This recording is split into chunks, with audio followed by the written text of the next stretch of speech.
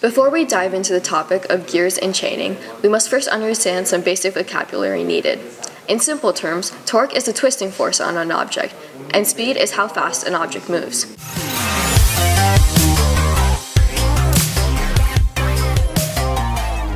The standard 6-wheel chassis that we will be using for our robots requires both gears and sprockets. Gears and sprockets have similar purposes but work in different ways. The main difference is the type of teeth that each tool has. Another difference is that sprockets require chains to turn each other, while gears directly turn each other. Gears must be the same width in order to work with each other. They turn on axles.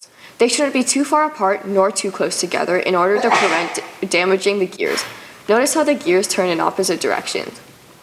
To use sprockets and chains, we must use the correct chain length. Notice how the sprockets move in the same direction, unlike the gears.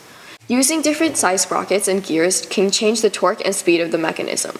When a larger gear drives a smaller one, speed increases because in order for the larger gear to complete one revolution, many revolutions must be completed by the smaller gear.